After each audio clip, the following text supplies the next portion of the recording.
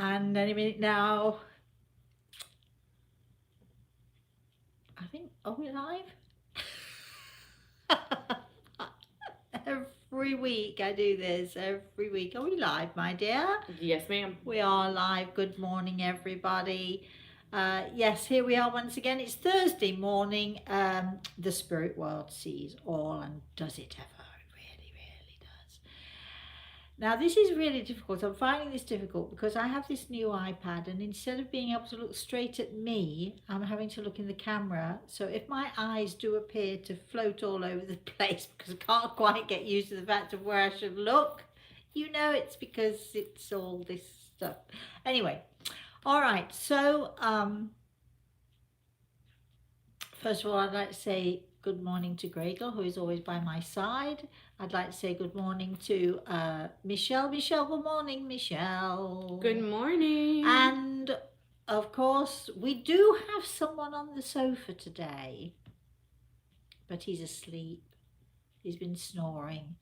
He's soft and furry. If he wakes up, I'll let you see it. Hello, baby. Hi. He sort of raised his head, but he's gone back to sleep. So that's the end of that. So we hope you had a wonderful week. We do hope that you watched our healing session yesterday. For those of you out there who need healing, or you know someone who needs healing, or if you want to know more about healing or to become a healer yourselves, it's a good show to watch. And what I decided, of course, everything I do is a bit off the cuff, as you all probably know by now, but what I decided was that I was going to, every week, whenever we can anyway, no absolute promises that it's going to be every week, but every week I should strive to tell a story of healing. And these stories might be the stories that my students have, or experiences that my students have had. They might be stories of healing that I've heard about from other places, but mostly they're going to be stories of healing that concern me and patients that I personally have had. Because you might want to tell other people's stories, but do you know if they're true or not? Were you actually there? I'm a very suspicious person. You see how skeptical I can be most of the time. And I do pride myself on my skepticism.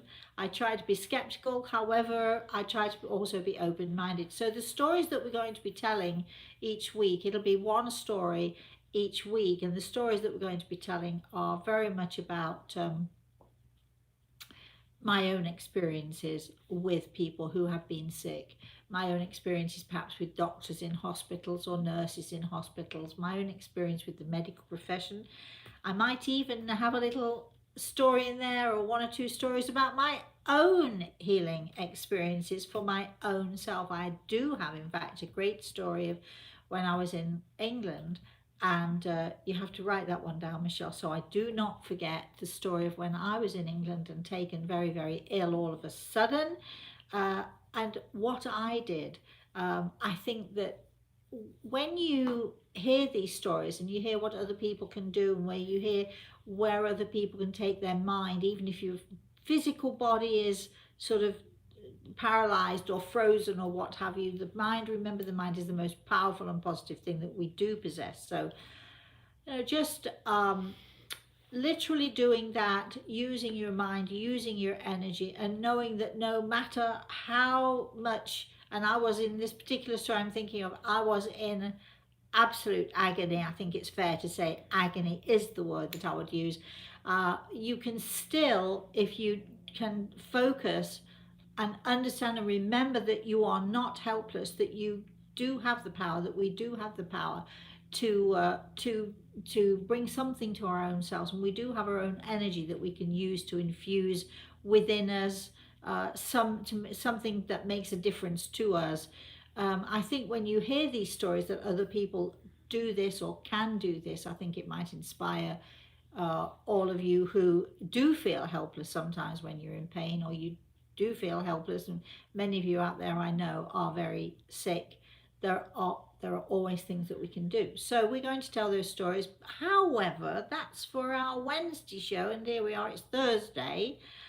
Can I just remind all of you before we begin, and I should remind you at the end of the show as well, that if you would like to be on our mailing list, you must write to request it.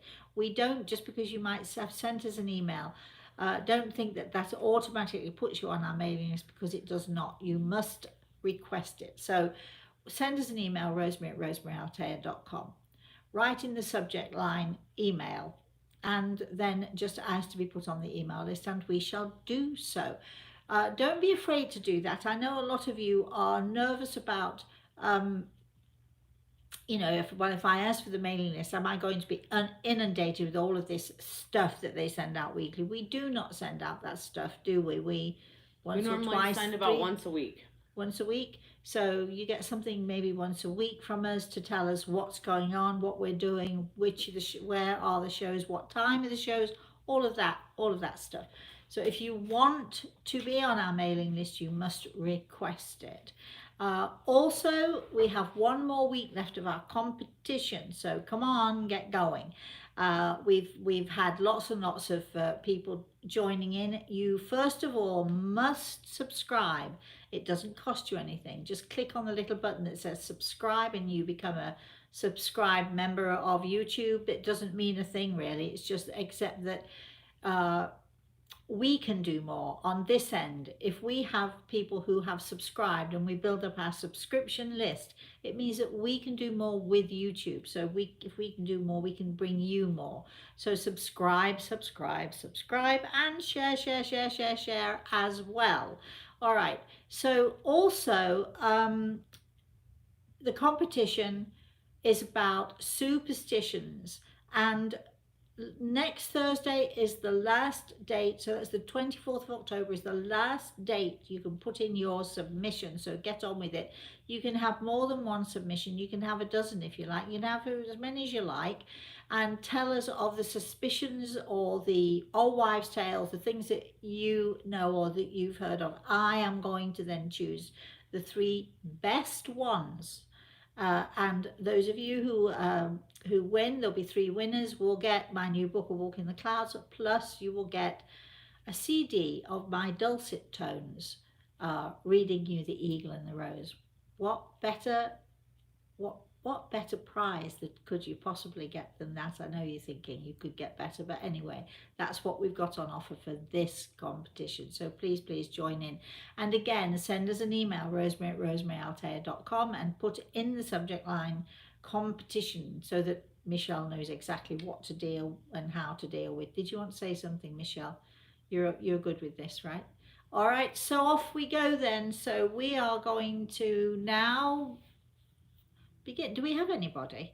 Mm-hmm. Do we have people watching? We have about 14 or 15. Okay, all right. So be ready with the questions. So let's go for it. Did you want to start? I do want to start. This? I do. We had, actually, I think it was last week on this show, we had a gentleman who had a question and we dealt with it briefly. I asked him to email us with more information, which he did. And I decided, rather than just deal with him privately, I asked him would he mind if we discussed this topic a little bit on this show, because truthfully it is a topic that I think interests a lot of people. I think a lot of people have the questions that this gentleman, do we have his name? His name is Harish. Harris? Harish. So Harish or however, I'm not sure quite how we pronounce it, but I'm hoping that we've done a reasonable job. So Harish sent in these questions, and I thought, I asked him would he mind if we shared them, because I think so many of you out there are going to benefit from the questions and also from the answers. So please remember, I am not all-knowing and all-seeing. I don't know the answers to everything. So Harish, I'm going to do my very, very best to answer your questions and to speak with Grey Eagle as well. So why don't we, Michelle, start with that first? The first question he asked was it our past life's karma due to which we have to suffer in this lifetime?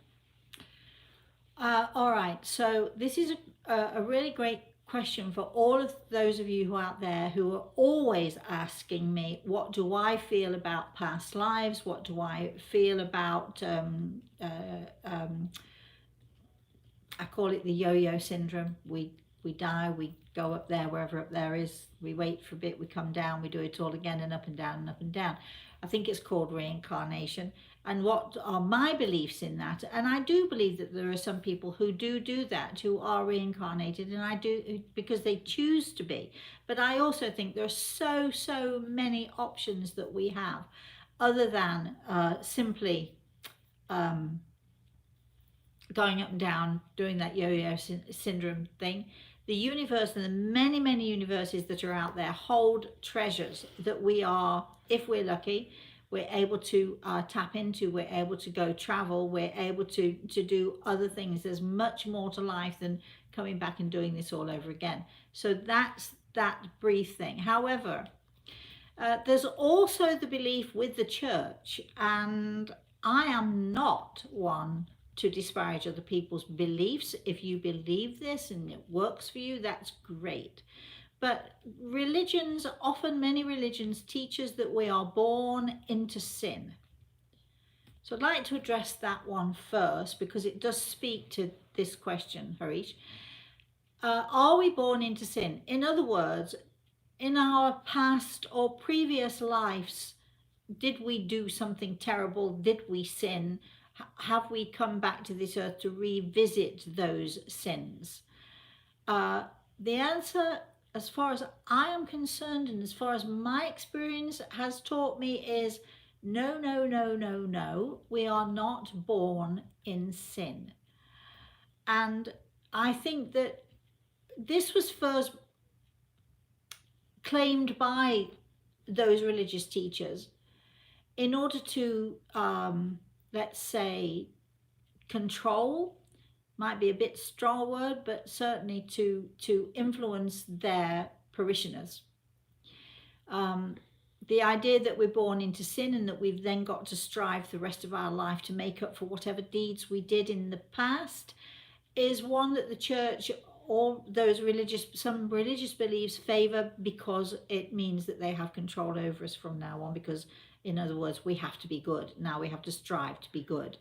And don't our parents always tell us that we have to strive to be good, and so on? I do not believe that we're born into sin, and I will tell you the reason why. And I have a fervent belief that we're not born into sin, and I have a fervent belief, Harish, that your son definitely did not pay, or you or your family did not pay this awful price because you did something awful, or karma dictates. And I'll tell you why, and that is because so many times I have seen a child prior to its birth. I've seen a soul, let's say, prior to its birth entering the physical body.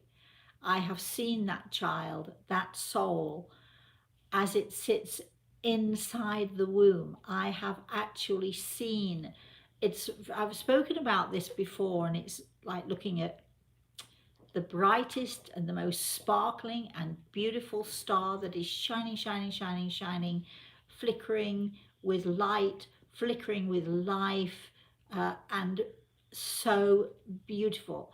I've seen this every time I have seen a baby prior to birth, every time I have seen a soul ready and waiting to be born. And I have to tell you, I've seen it many times. I see the same beautiful and incredible thing, this incredible and beautiful soul ready and waiting to be born. I think that we are influenced by our families, we are influenced by our parents. As the soul, as this beautiful soul sits within the womb, of course it's absorbing its mother's energy. It's absorbing all of the energy from the womb, from the potential of what is here on this earth plane. If any of you have been fortunate enough to see what I have seen, you will know absolutely there is no sin being born.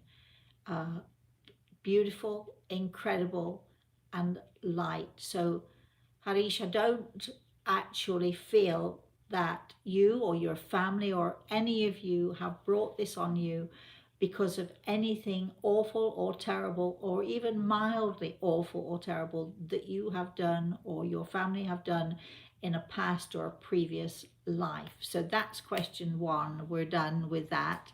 So let's go to question two. Question two, we did talk about last week on the show, but we're going to revisit it. Okay. It said, will the people who neglected my child pay for their negligence in this life so that my son gets justice, not by the law of the country, but the law of God? Okay, if I could just remind anyone or people who didn't even catch last week's show that Harish's son drowned. We could say due to neglect, the neglect of the people who were supposedly watching out for him and taking care of him, and they didn't do their job. Will they pay for it? We're coming back to the karma thing, aren't we? Will they pay for it? I feel very strongly, I'm asking Gray all this. He has his hand on my shoulder as I'm talking to you, and specifically to you, Harish, that I think they're already paying for it. I think they'll pay for it for the rest of their lives, not by law, not by the legal justice, but every day they will know, and every day they will have to live with the fact that they, through their neglect, allowed a child to drown. So I think that I can't imagine having to live with such a thing. I can't imagine what it must feel like for that. But I think that that is the way that they will pay. Will judgment reach them in the form when they pass? Will God's hand come down on them, and will there be more punishment?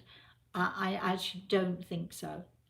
I think they punish themselves more. I think all of us punish ourselves far more than anyone else can punish us when we do things or say things that we know that we shouldn't. That we know that we wish we hadn't said or done, and we pay for those things in one way or another, and very often the pain or the hurt or the neglect that we have caused can actually shrivel our soul. So that has to be payment enough, I think. I hope that you're good with that, my darling. All right, let's have the next question from Harish. The third question is, did my son choose his entry date and exit date of his life at a soul level because he was a child who received unconditional love from me and my wife, and he was our life. Why would he choose to leave us and go? Oh, that's the $1,000,000 question right there, Harish, and I can understand why you ask it over and over and over again.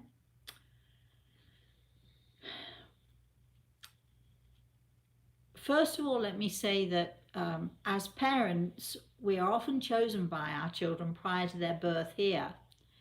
We're chosen because we are capable of teaching them something, and also perhaps they come because they can teach us something too. I think your son is your son because he came to give you something precious and something beautiful. He came to give you a gift. I think he did give you that gift. He gave you the gift of love. He gave you the gift of unconditional love, as you gave to him too. Yes, we choose our entry into this world, and whether we choose it or God chooses for us, there is a choice. There is a date for all of us, a time to be born and a time to die. Those two things are set in stone. There are other things along our path that are also set in stone. There are other people we're meant to meet, experiences that we're meant to have set in stone. But lots of things are our choice also, and it's more a choice of attitude and how we deal with life, or rather than the specific things that do happen to us or that we do have to deal with. You have to remember here, all of you who are listening to this, that death is not a punishment. Death is a beautiful and a glorious thing. We, of course, are the ones left behind. We, of course, are the ones who suffer. But your son is not suffering one little bit, Harish. He is not hurting. And even as I'm saying that, Gregor is smiling and saying that he has his wings. That doesn't mean he's an angel of God, but he's certainly an angel, and he's certainly your angel. And I think that he is very happy where he is, except that he sees you and he sees your unhappiness. But he knows in time somehow you will never get over this. People who say give it time, you'll get over it, don't know what they're talking about, but you will learn to live with it, Harish, and you will learn to live with it every single day. Is there a time to be born and a time to die? I firmly believe so. I don't think that his choice to leave was necessarily a choice he made by himself, but certainly you gave him everything that he needed. I think that he gave you everything that you needed too. I know you want more, of course you want more. But life is a gift, and life continuing is also a gift. So I don't think that he chose to leave you. I think he chose to spend a certain amount of time on this earth so he could learn and grow in whatever way he needed to. And then it was time for him to move on. I do believe, and according to Gregor, if he could have chosen to stay with you, would he have? I think it's a double-edged sword, because the answer is yes and no. Because if he had stayed with you, then he deprives himself of all that is before him out there in the spirit world, all that he is learning now. Staying with you, however, means that he could hold you and love you, but I'm to tell you that he still does those things. So even though you may not see him, even though you perhaps don't even feel him, he is there with you often. Let's have the next question, and then if anyone out there has their own questions, or if anyone would like to comment on what it is that we're saying, or to ask another question from what it is that we're saying, we'll do that. I do understand, Harish, that you have another added question. If we have time, we'll get to that one as well. Actually, we're going to do it right now. We are? Yep. This is the question he added in at the end. Oh, okay, all right then. I thought there were 3 questions we had, but did I answer them? I did? All right then, okay. Let's have the next question then. It said, my son must have been gasping for air while he drowned. Did he undergo a lot of pain, or was his soul out much before he could feel any pain? And was his soul in trauma for a long time after departing, as this was such a sudden death? There's a lot of questions in there. I've lost count of how many. That's all right. I do understand why you're asking this question. Now I knew this question was coming from this morning, and I've talked to Gregor about this. Let me just say that very often, not always, but very often, when it is time for a soul to depart this earth, and particularly in times of accidents or sudden deaths, Gregor is saying to me that there is no such thing as a sudden death. So it might be sudden to us, but it is not sudden to that soul, and it is certainly not sudden to those in the spirit world who are there and waiting. So the suddenness of a death or somebody passing is, of course, it's a shock to us, but it isn't sudden to them. And I've heard of this before many times. I've actually witnessed this from time to time, that very often, and I'm thinking of one particular man who was killed in a car accident, and I was there at the scene watching this as it unfolded, going back in time, of course, doing my weird thing that I do.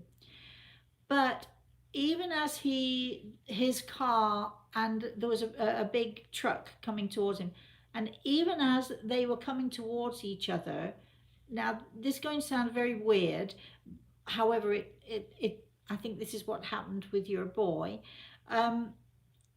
As the car and the truck approached and you knew that the accident was coming, that man was already moving out of his body. He was already lifted out.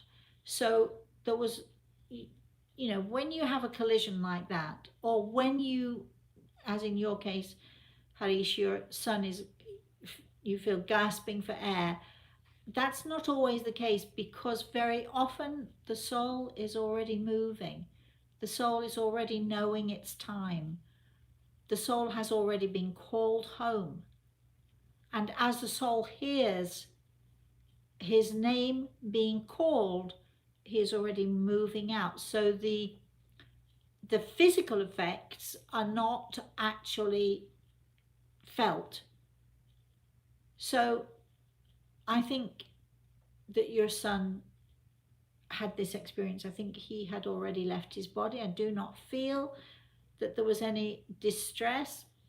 I know there's people who think that I'm saying this just to be nice to you so that you won't worry about it, because I know that this has been on your mind, and I know that there are, people can have nightmares in this situation. However, I'm not being nice about it, because if there had been that moment of distress that he had felt, I would say so. But I really feel that part of the reason that it wasn't noticed was because he was already moving out and leaving his body. And so the physical self would simply have just, been left behind. No feeling, no pain, nothing of the kind. The second part of that, or third even part of that question is, was his soul in torment from what had happened to him because of the suddenness of his death? And again, Gregor is saying to me, and I would like to give you this message from my spirit guide, Harish, and for you and for your family. There was no pain and no distress. He was welcomed with open arms. His angels carried him safely, and he is with his family, your family. So please, my darling, don't worry about him too much. Again, I will say this for all of you out there who have lost a child. You try to look for reasons. You try to look for someone to blame. You try your best, because there's a part of you which says, if only I hadn't done this, if only I hadn't let him do that, if only I had been there, if only. But the world does not work like that.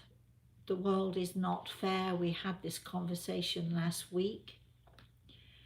The pain and the loss of a child, I believe, having run the gamut of different ways that people can die and people can suffer over all of the years that I've worked as a spiritual medium, the pain and the loss of a child has to be the worst possible ever. So my heart goes out to you. We should be sending healing to you. And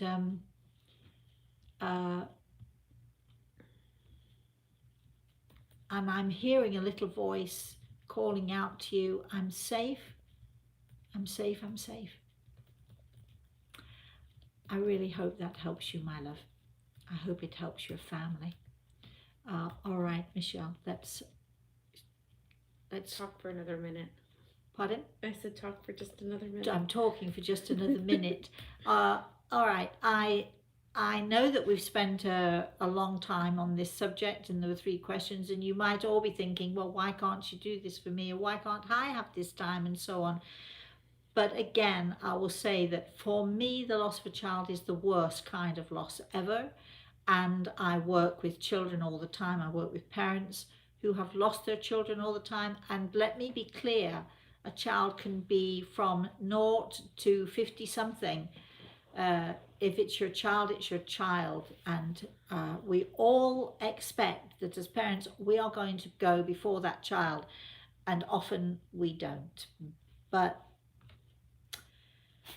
it's the way of things, and acceptance is hard, isn't it? Acceptance is very hard. Let's have another question, shall we, Michelle? Or okay. Go for any comments, any stuff going on out there. Yes, Mary was on first. Morning, and Mary. She said that my heart hurts from family issues that I don't understand. Is there any advice from my mom who's already passed? Oh, well, yes. Mary, you seem to take on everything, don't you? You seem to take on or try to fix. Are you a Miss Fix It, Mary? I am. Because you can't. So fix you. Try and fix you.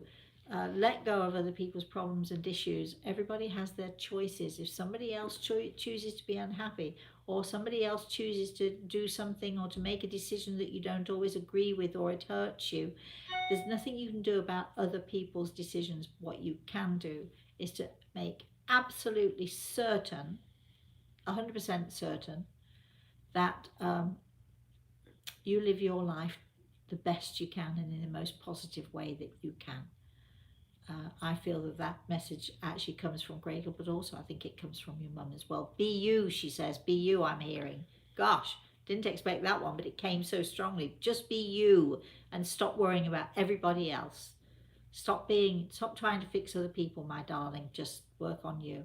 I know it sounds selfish, but that's what you need to do. Yes. Next question.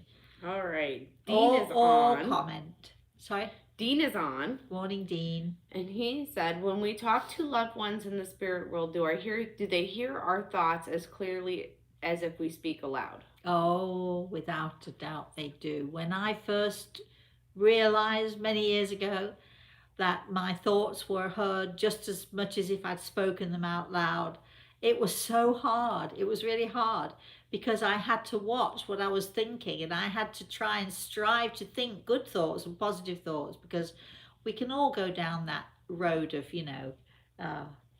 being negative, and our thoughts can carry us down there before we even know what's happening to us. So yes, Dean, your thoughts are loud and clear for anyone out there to hear. Next question.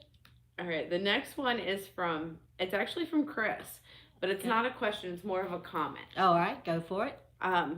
She put this up when we were talking about telling the stories on Wednesdays. Okay. And she says, I love the story that the daughter told in Western New York of her mother using the healing tapes during her surgery. We all will tell that one another time then. Maybe we'll tell that one next week, Chris. Thank you. If all of you out there who are my students or have had healing from me or whatever, or you know some stories yourselves, there is something you can email me about, because we're going to be telling them all the time. Chris, that's a great story. I shall tell that story perhaps next week. We shall have to wait and see, but thank you for that. Okay, next question or comment or anything going on. Well, Chris has made a request that we add Scott and his family to the healing list, that he has leukemia. Of course. So I've already done that. See, she's quick. She's so quick. Right. Dean says his computer is only playing a few words at a time, then stops, and he's hoping he gets it resolved soon and wants to know if we can put it on the healing list. Ha ha ha, just kidding. Good. Good. I can certainly put you on the healing list, though, Dean. You know, an improved sense of humour might be would we ever put somebody on the healing list for having no sense of humour, to be more light-hearted or something? I'm just kidding. Anyway, go ahead. The next one is from Miguel. Miguel, good morning. And it says, do I have any messages from my mother or my daughter? Oh. Don't do that, Miguel. As long as, just so you know, Michelle is already wanting me to do something, but I'm asking Grey Eagle, and email me, because right now, except to tell you that they are well, that they are safe and with you, I don't really have much else. She's looking at me. Michelle is giving me the dead eye. That eye, the evil eye they call it. Oh, go on, do something. But if I can't right now. But that doesn't mean I won't in the future, Miguel. But I'm sure that they are well, and I'm sure that they're with you. Let's have our next question. Okay, so everybody knows, that one touches my heart a little bit more than a lot of them do, because I lost my mom when I was real young too. Yeah. So. Go on. Terry said, thanks for sharing this. I had thought that when I first went through the loss of my son. Thank you again. Terry, you're very welcome. Is that the terry you planted? Yes, and oh my goodness, you should see the basil. It's like 4 foot tall. Oh, right, there you are. If only she would give some to me, that would be really nice. You can But have as much as you want, and I've got lemon basil too. I want big bunches. I want to make some more pesto. But anyway, let's get Okay. back to this show. We'll talk about the pesto later.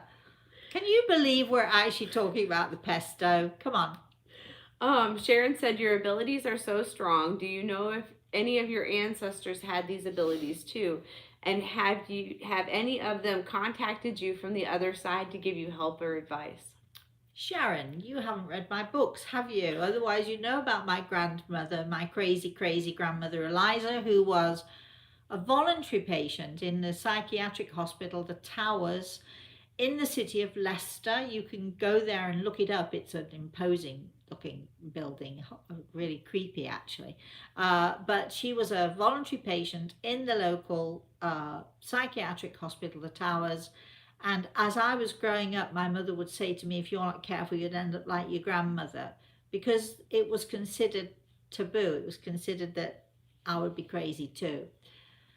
Having said that, just let me say I applaud crazy. I think that we all should be a little crazy because the nicest people have a little bit of craziness in them. Let's have our next question. And thank you for that, Sharon. Let's see the next one. Oh, Lori's on. She said, "Good morning. Bless that poor family's heart that she was just coming in. She didn't hear all of it." Good thing we can rewind and play again, don't you think? Randy says that you're looking glamorous, Rosemary. Good morning, Randy. Thank you so much. Thank you. And then I feel as if my eyes are flitting all over the place because I do not know where to look for this camera. I'm going to put a sticker on it for you. Well, I don't think it's going to help a lot, but anyway. I feel like I'm darting here, there, and everywhere. Thank you for that, Randy. I appreciate that. It always makes a woman feel good when it doesn't matter who it is, another woman, a child. My darling boy, 6 years old, thinks I'm gorgeous. We were watching the British baking show yesterday. What he does is his mum puts his iPad towards the TV set, and he sits on the sofa, and I sit here in Florida, and we watch the British baking show together, and we make different comments and so on, and it's lovely to spend that time with him. What he and his mum don't realise is that I don't really see a great deal of the TV because the reflection is awful, but I just love spending time with him.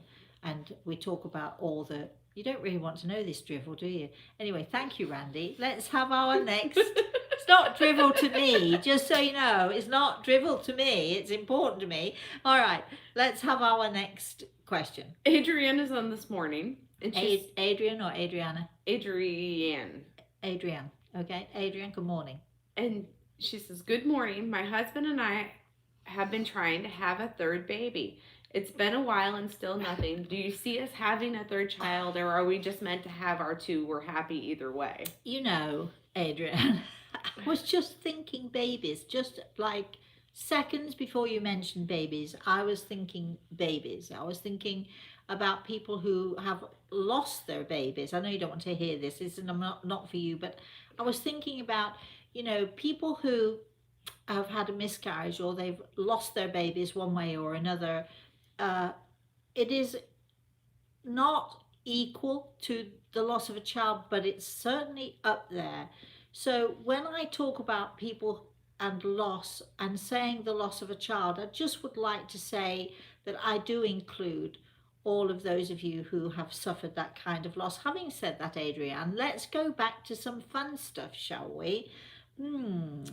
Will you have another baby? I could actually, I can't do it on air, but there is a perfect way to make sure that you do get pregnant. You've had 2 babies already, so you must be healthy. But the description of what you need to do is a little bit raw for this show. But if you'd like to email me, maybe we can email you back and I'll give you instructions to what to do and how to do it. Your husband is probably going to laugh when he hears me say that because he probably thinks he knows how to do it perfectly well. But if you really want another baby, I do have 1 or 2 little tips for you. Will you have another baby? So this is from Grey Eagle. Yes, if you want another baby, just keep trying for another baby. Yes. However, I'm told that you have two beautiful uh, children, so it will, if you have another one, it will sort of disrupt the equilibrium of the family, but that's all right as well. If you don't mind that, that's fine. Let's move to this is getting tricky. Let's move to another question Um, or comment, whatever. Suzette is on and she says, agreed. Morning, Suzette. I appreciate hearing you explain this pain for this family. Well, uh, I can't really explain the pain. I do thank you, Suzette, for saying that, but I can't really explain the pain because for each family who have lost a child, the pain is different. They experience different things. But I do think it's a subject that we should talk about more, and I do think it can be very helpful to those out there who are listening and perhaps either didn't have the nerve or perhaps didn't have the heart or for whatever reason didn't ask the question or didn't know how to ask the question. So Harish, I do particularly thank you for letting me share your story with our viewers. Let's have another question or comment, shall we? Okay. The next question is from Randy. But Randy, I'm not ignoring you. I'm going to come right back to you. But we do have a comment from Harish. Yes. So Harish. I wanted to get that out since we were talking about his story please, right now. Absolutely, yes. It said, "Thank you, Miss Rosemary, for answering all my questions. I'm crying now, and these tears are of joy and love for my son, and sending you lots of gratitude and blessings." Don't do that. Don't do that. I never cry. I refuse to cry. I'm so glad we were able to help you, Harish. Really. And I hope this, I do hope this helps your family too. Uh, let's get back to another. Okay, well, the next one's from Randy. Oh, yeah, right. Sorry. Yes. And he would like to know, how can we work at healing childhood trauma that affects our current life? For example, neglect, physical, sexual abuse. He says, I'm a very forgiving person, but the trauma still affects me. Right. Well, you're speaking to something, Randy, that is very close to my heart, because I don't know how much you know about me, but if you've read my books, you know that I do know all about the scars of abuse, neglect, and so on as a child. What I like to feel is this, and I think I've said this on this show many times. I've written about this a lot. I think it affects so many of us. We have choices in life. Every one of us has choices. I think from a very young age we make choices in our lives, and the choice is not so much about what we do, but about our attitude, and it's our attitude that drives us.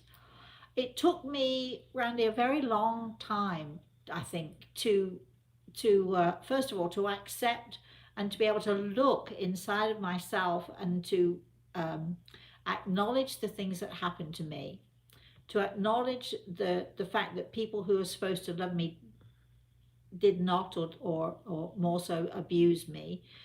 And I think that childhood scars, I don't think you can ever get rid of them. They remain forever. But what you can do, what I certainly did, and I would encourage everyone out there, because we all have them to some degree or another. But Randy, I feel that you do have them to a greater degree. But what you can do is to understand that the pain and the hurts that are given to us are our learning process.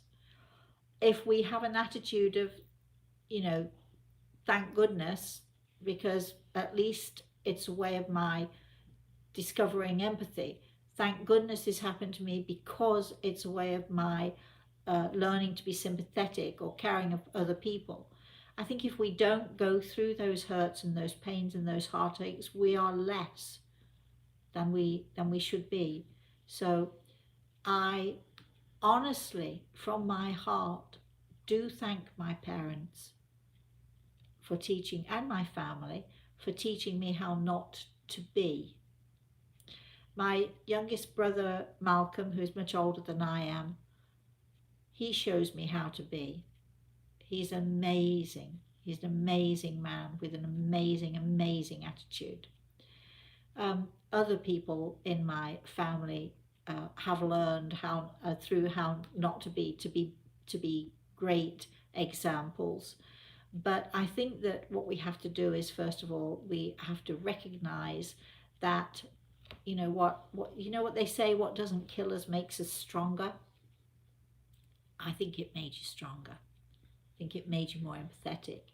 So rather than trying to wipe the scars away, rather than trying to force the things to move forward, and put them into the back of your mind or put them into your background, take those things with you, because they are, yes, they're your scars, they're the marks of battle, and you should be proud of them. So wear those scars proudly, as I wear my scars proudly. I hope that helps you. Let's go to the next. What's the matter with you? Michelle is looking as if what? I'm not looking at anything. Okay. Terry said that. Good morning, Carrie. No, Terry. Terry. Oh. She said that you and I are amazing and thank you for your time. She said, "Oh wow, I think my son is watching over that basil plant."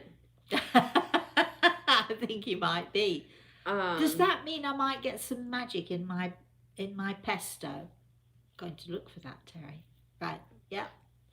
Tanya is on, and she Morning, says, Tanya. "I always wondered if I have anyone on the other side because I don't have many that have passed."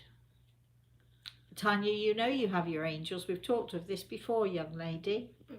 Moving forward. Lori is on. Yes, good morning, Lori. And she says, "I was cranky and cross with myself this morning and started talking to my soul this morning since I am not complaining about things outwardly so much anymore." She says, "And I heard my soul roar with laughter." As I'm doing. Sharon said to clarify, I meant ancestors from long ago prior to your grandmother, and she should have been more specific. Oh, how would I know? You think I'm psychic or something? I don't know about my ancestors from thousands of years ago. I'm laughing really about that. Never thought about it. It's probably something that does run in the family. My daughter has it to some extent. My grandson, we shall have to wait and see, but he's already showing signs. He already knows things. He already tells me things. He tells his mother things. He just has that knowing sense, and of course we encourage it. We don't actively say or tell us more or do more or in that way, but we listen to him and we tell him, thank you for the information that you're giving to us, and we encourage him in that way. So I think it might be some weird thing that runs in the family. I think also on my father's side, so I've got a double whammy really, because I found out after my father died that he was told on a few occasions that he could be a medium, and he had some uncanny things happen to him too. So my grandmother on my mother's side, my father, what can I say? It's like it hit me between the eyes. That's all I can say, and I'm so grateful for that. Right, let's have our next question. Wendy said, "Thank you for giving Harris such comfort." Mary asks, sorry, who was that? Wendy. Wendy, you're welcome. Mary asks, "Have you ever had a child spirit sit on your lap? I thought or imagined that I saw a complete white spirit of a child sitting on your right side." Yes, I have. And in fact, prior to my grandson being born, I saw him sitting on my daughter's lap. And that was pretty special, let me tell you. In fact, when my daughter first moved into the apartment that she's in now, she called me and she said, "I don't know if I want to, she said, it's a great apartment, Mum, but I don't know if I want to go in there. And I said, well, what happened? She said, well, I walked in and I saw this little boy running all over the place. And I started to smile because I know exactly what she'd seen.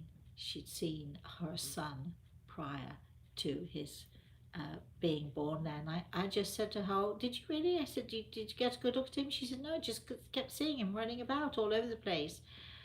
Energy is an incredible thing. It's a wonderful thing. And I knew that this boy was going to be born at least 30 years before he was, at least. I have to go back and look at my notes, but and here he is, and a joy to us. So yes, thank you for that. Let's have our next Dean something. said that he switched over to an old laptop and tuned back in only to hear us picking on him about a sense of humor. Keep moving. Champagne's on. Thank you, Dean. And she says, Good morning, hi. Champagne. Mhm. Oh, good morning. Says, hi, I would love to know what my life's purpose is. I feel very lost at the moment. Oh, darling, we all do have a purpose, and sometimes that purpose is simply to learn and grow the best we can. And being lost means that as you search, you will find yourself, and through finding yourself, you will find your purpose. So don't feel lost in despair. Feel lost knowing that it's merely the beginning of the next phase of your life, and it is. We have a champagne sundae. Have you ever had a champagne sundae, Michelle? Nobody knows what a champagne sundae is because it happens to be my. You haven't invited me yet. I've not invited you yet. I like to have a champagne sundae every now and again, and I'll talk more about that another time. In the meantime, let's go for more questions. We have Deborah on. Morning, Deborah. Who has written all of her comment in Italian. Oh. But what I believe it's saying is she's thanking us for sending healing to her daughter, Denise. Great. We don't speak Italian. Michelle, you don't speak Italian. Not we very love well. to hear from people all over the world, but before you actually send us this, and I don't even know if you understand this or not, but before you send anything to us, if you go to Google Translate, it will translate it for you, and then it will just send it straight to us, my darlings. And that way we get to be able to read properly what you're writing to us. So, but thank you for joining the show. Right, let's go to the next one. Adrienne says yes, she's going to email you. Oh, good.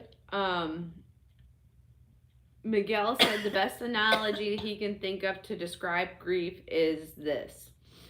If you can picture a box with a grief button inside, and inside that box is a big bouncing ball. Immediately after loss, the button is pressed very often. But as time goes on, the ball slowly gets smaller and will hit the grief button less and less. But when it does hit the grief button, it's like your loss happened all over again. It's powerful. It is true. It's a great analogy, Miguel, and thank you for that. People, even 10 years, 20 years on, having experienced a loss, you don't ever get over it, but you do learn to live with it. And very often, as time goes by, the grief seems to lessen, and then all of a sudden, out of the blue, and for often no reason whatsoever, it's like it happened just yesterday all over again, and it's the pain hits you all over again. So I do understand, Miguel. Thank you for that analogy. I think it will help a lot of people. Thank you. Let's move on then. Randy says, well, that just makes me warm inside. Thank you for that. I never thought of it that way. He was the one asking about childhood trauma. You're very welcome. I think you can do it as well. I know you can. I'm sure I can. I know you can. What's that, the train thing that... I think I can. I think well, I'm sure you can. I know you can. All right. Let's wear your battle scars with pride, my love. Let's go to the next. We have Elgene on. Who? Elgene. Elgene. Okay, Elgene. She says, "Hi, if Hi. I'm allowed to ask, I'm Ask wondering anything you like, my love. if the spirits know what happened to Karen's wallet. We can't find it anywhere. You are wonderful and love listening." Elgene, no. It's so frustrating, isn't it? I go all over the house sometimes looking for keys, looking for this, looking for that. There is this great thing that does work. I will tell you it does work, but you have to believe that it's going to work. Now, what is it? It's okay. You say a prayer. I think is it St. Joseph or St. Francis? I'm not sure. Please, Saint somebody, Saint Michael. Joseph. Saint Joseph, please come around. There's something lost that must be found. And then you turn around 3 times. You close your eyes and you turn around 3 times. Open your eyes, and you'll know exactly the direction to go in. I have tried it in desperation. It has worked for me. So let me tell you again. And Saint Anthony.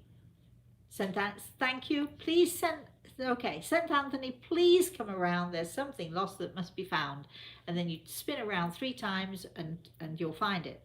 I'm not guaranteeing it. I'm just telling you that that's another. There you are. We have another superstition. Is it a superstition, or does it really work? The saints. Right. Okay. Next one.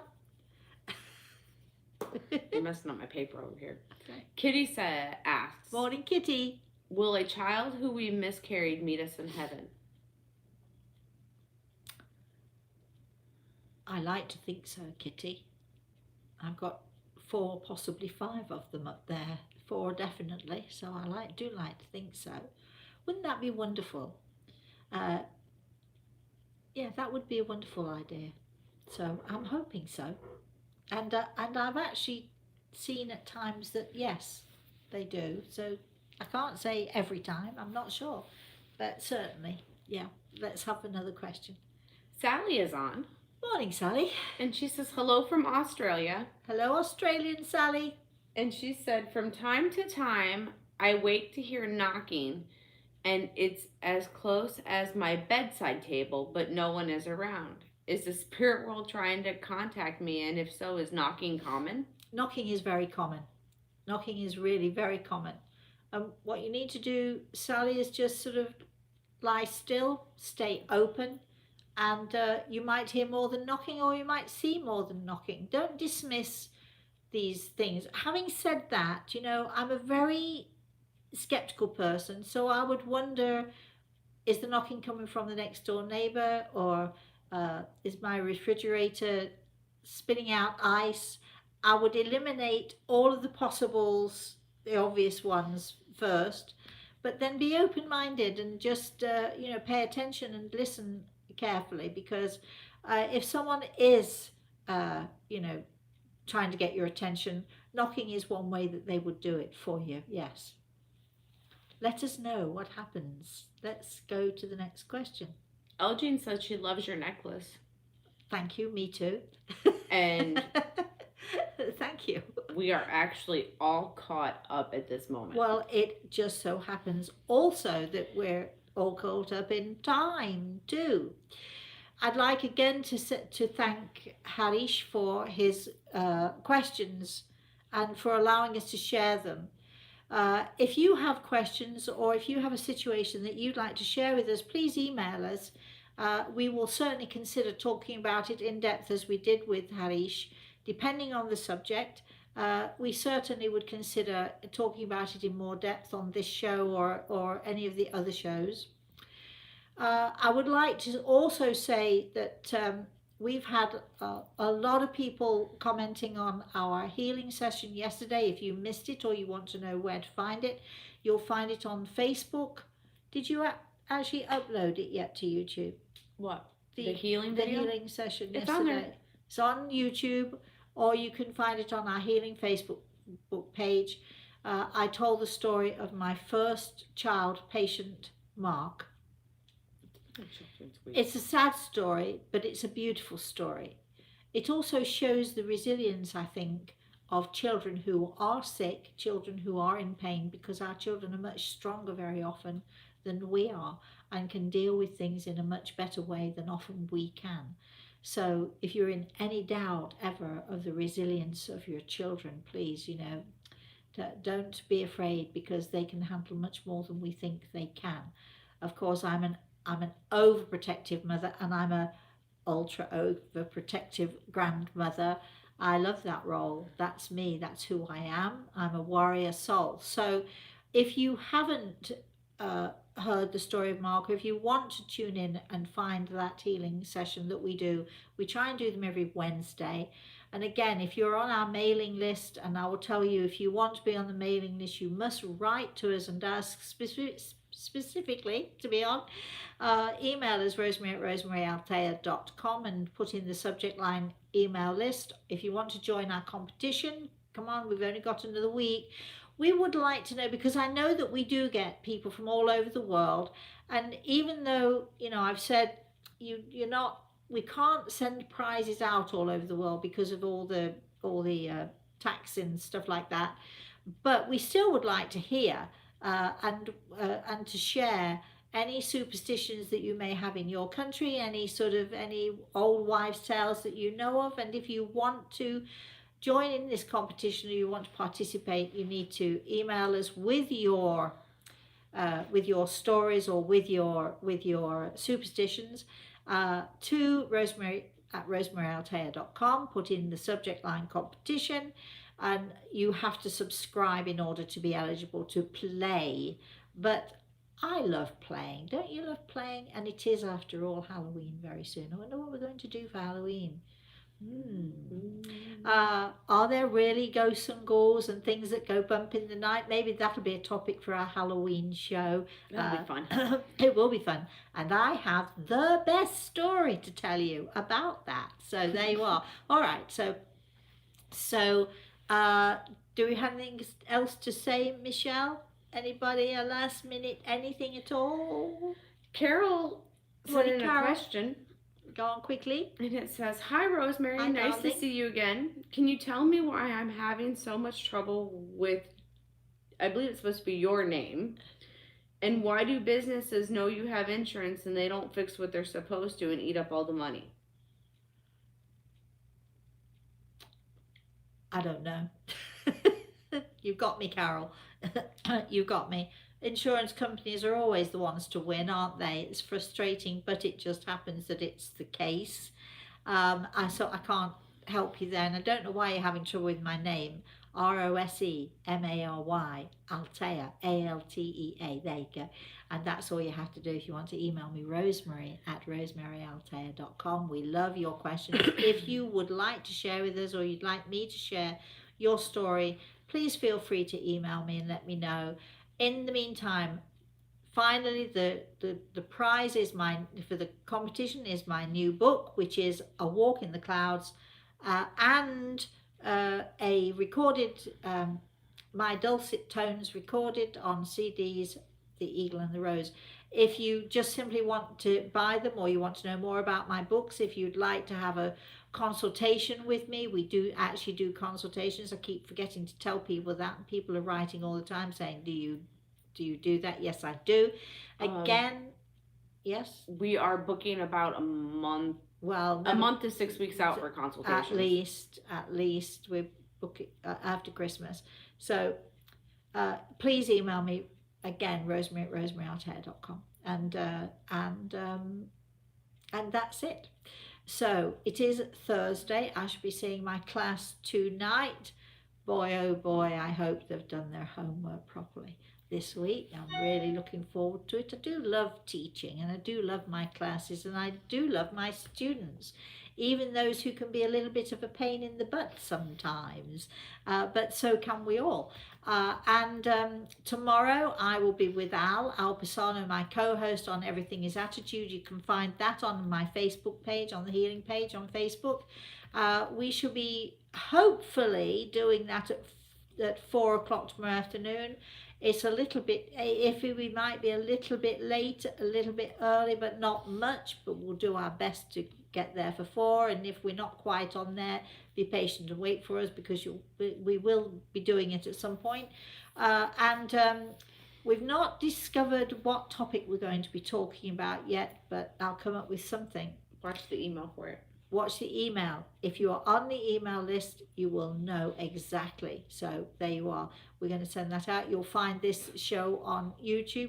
You'll find me all over the place, actually. In the meantime, until I see you again, please, please, please have a very, very blessed rest of the day, and do have a wonderful weekend. You know, don't you love life? I love life. Make the most of it. Find the joy in it. And no matter how tough your life can be, if you look for the joy, you'll always find it somewhere. So that's it. We're off. I've got to press that little button. I've no idea where it is. So I will see you all again, hopefully next time. Bye. And is it at the top or the bottom? Who knows? There. The X. There we go. And are you sure you want to stop streaming?